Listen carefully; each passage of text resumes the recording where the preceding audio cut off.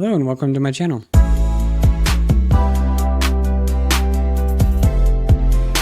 If you're new here, my name is Justin. I make videos every week where I go through my budgeting process, kind of show you and walk you through my budget, how I allocate the funds I have available, and kind of give reasons as to why I budget the way I do. I get paid every 2 weeks from a 9-to-5 job. On the weeks that I don't get paid, I typically have money to assign from side hustles or odd and end jobs. Mainly, I've been doing plasma donation. I do want to get into rideshare. I still haven't done that yet. Like I said in my last video, it's not something I enjoy. It's not something I look forward to. So it's really difficult to walk outside and get in my car and say, I'm going to go drive for Uber today. Eventually, I will start doing that. Maybe in the next coming days, maybe next month. I don't know. I planned on starting it in February. Didn't happen. Planned on starting it in March. Didn't happen. Here we are, almost 3/4 of the way through, and I haven't done it yet. But as you can see above me, I have $160 from plasma donation that I need to assign. And so I'm going to move myself. So before we get into the allocation, I do want to talk about some changes that I've made in my budget since my last video. Seems like every video I'm making, I'm talking about changes. I'm still new to YNAB. I started back in November. I'm kind of still in this new chapter of my financial life. Chapter 1 for me was getting my spending under control, spending less than I make, getting a budget set up, and sticking to that budget. I spent most of 2024 and a small portion of 2023 doing that with Monarch Money. At the end of 2024, I decided Monarch Money was not the budgeting system for me moving forward. And so that's what got me into YNAB. I've been using YNAB ever since. I love YNAB. And because this is now the new chapter, I'm going to say chapter 2 of my financial journey, my priorities are different. I'm kind of messing around with my budget a little bit to see what works, what doesn't. But this time I made a change at the bank level. So if you've been following along, you know that I have quite a few accounts, probably more than most people have. Prior to this video, I had accounts with 3 different banks: Chase, Capital One, and Discover.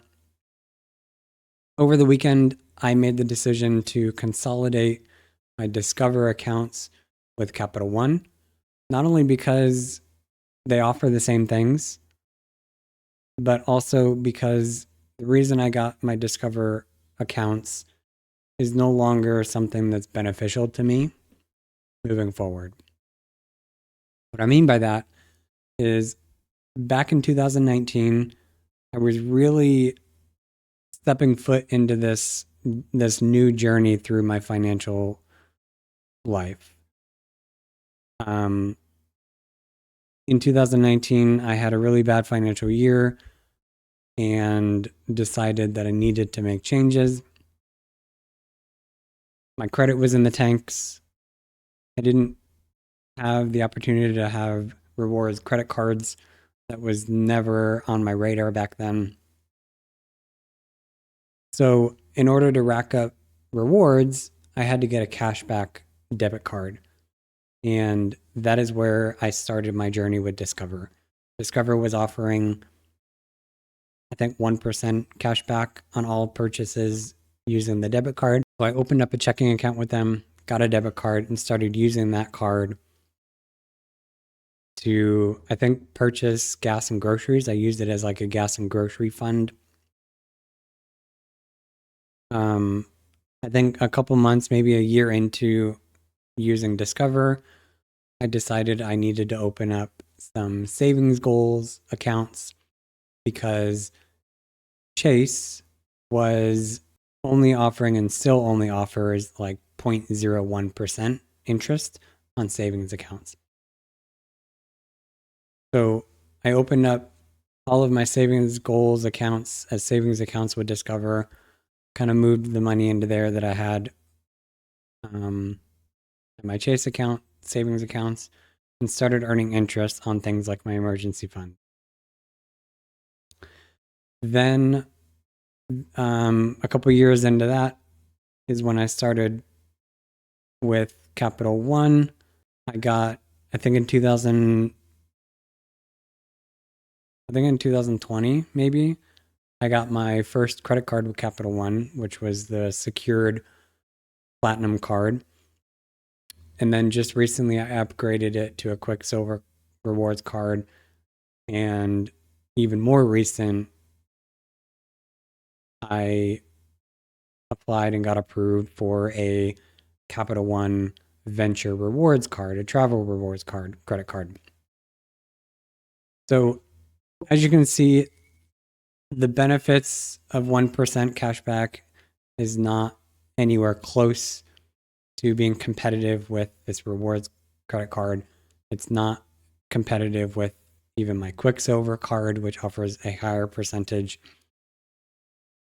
The savings account at the savings accounts at Capital One offer the exact same APY or percentage interest rate at Discover. And so I made the decision this weekend to transfer all of my money out of Discover into Capital One accounts. So I opened up the same accounts that I had to Discover at Capital One. They're named the same, so really, you're not really going to know the difference other than these have C1 instead of D in front of them. But I ultimately closed all of my stuff out of Discover, and now I'm just banking with Capital One and Chase. So you'll see all of my Discover accounts are now in the closed area. I'm no longer using them. You'll also see that I have added and linked my Venture Rewards credit card. I mentioned that in my last video that I got that. I still don't physically have the card, so I'm not using it yet, which is why I'm still carrying balances, not really carrying balances. I'm actively using the Quicksilver card to pay my regular bills. And then once all those charges clear is when I transfer the money for a payment to my credit card. So I'm not carrying a balance. I'm just using it like a debit card. I'm going to be doing that same thing with the Venture Rewards card. And then the Quicksilver will just be another card that I have that I probably don't use unless I really need to.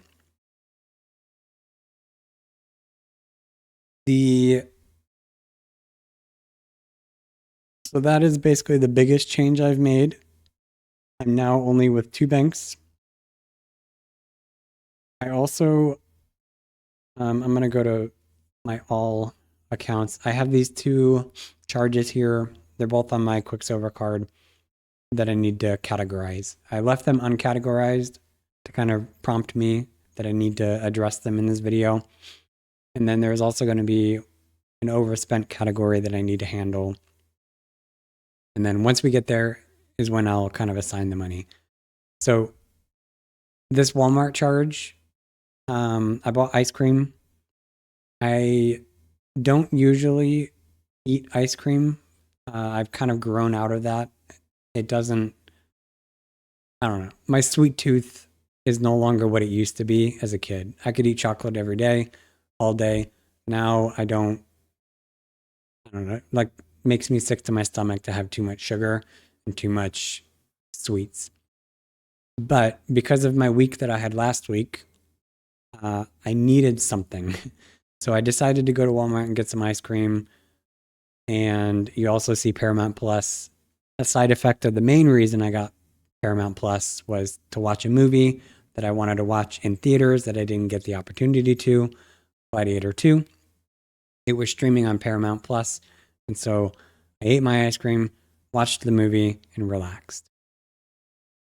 I have taken a couple of vacation days to do that from work.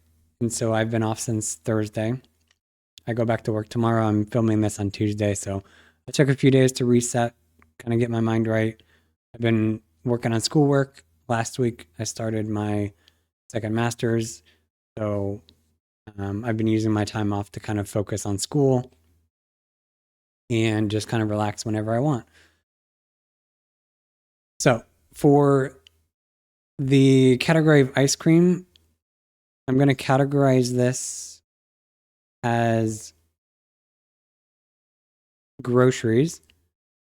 And that's because I have an extra $35 in that budget item that I can use to cover things like that. Technically, ice cream is groceries. So I'm going to use it to cover that. This Paramount Plus, the main reason I got this Paramount Plus is because it's going to give me the ability to watch CBS, which, if you know anything about me through my videos, I like sports.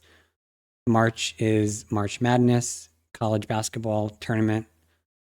I have HBO Max through my AT&T subscription, my phone service. But the games being televised for the tournament are also televised on CBS. My Max, HBO Max, gives me 3 of the 4 channels I need to watch the games. Paramount Plus will give me that 4th one.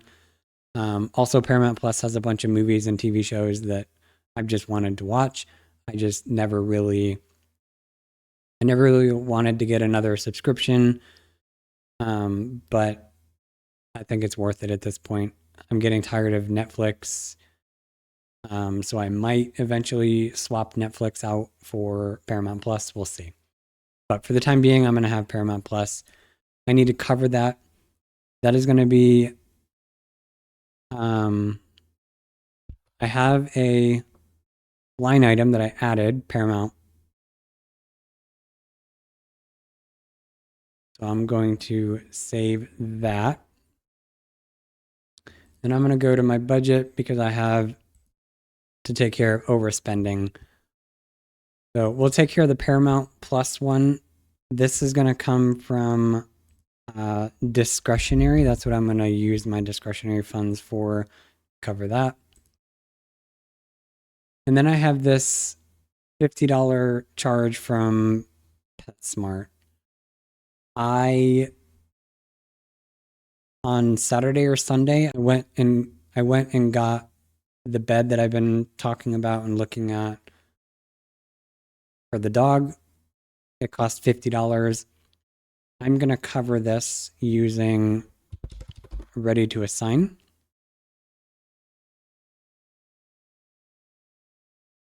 And that means I've taken care of all of my overspending. And now I have $109.96 left to assign. I've mentioned this in other videos of mine, but I don't use this supplemental income for regular bills, right? Like my monthly routine bills, because I don't want to get in the habit of using money that is not guaranteed to pay bills that are guaranteed, if that makes sense. Those bills are always going to happen unless I terminate them, which most of them are not something that I'm going to terminate. So I don't want to fund my bills with supplemental income in case I don't go donate plasma for a couple months like I've not done recently. And so I'm not going to use this to, fund bills outside of like goals. My main goal right now is my car, paying off my car. So I'm going to use this money. I'm going to put this money in my extra car payments fund. I always do that. Perfect. So now that means I have a little extra dollars in that account to make principal payment. I think I'm going to make a principal payment now. Probably going to pay my $250 regular car payment.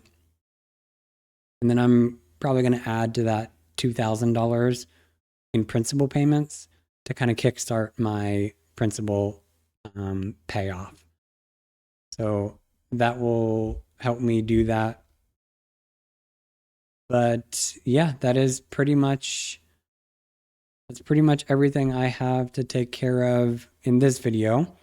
So with that, I will see you guys next week.